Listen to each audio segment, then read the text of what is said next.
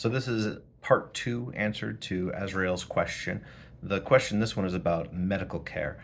So this is actually something I had considered, and one of the features of the facility that is important is that there needs to be effectively a village green or a commons or something along those lines, which is a clear open space, very well delineated, be it by hedge or by wall, and it will have to be at least 100 feet across so that you have a square or circle of space that conforms to the minimum expected landing zone for a life flight helicopter. So that can be used for medical exfil as needed.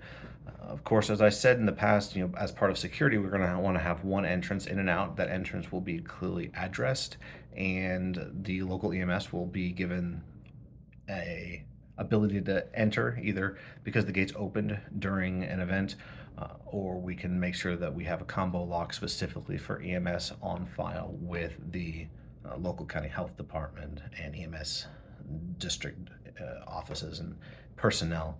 In addition, just because it's a medieval environment doesn't mean that we cannot keep modern necessities inside that environment. So we can definitely use boxes and barrels and buckets and things that can disguise modern medical and trauma kits throughout the entire facility.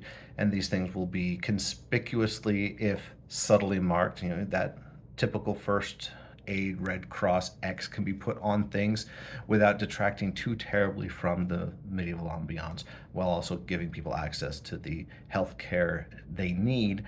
And on top of that, the facility is going to have a couple powered stations being places where there's at least some form of electricity. This is where we're going to have at least a small amount of refrigeration for someone who needs to keep insulin on site, or someone who needs to be plugged in for some other sort of medical consideration, something like that.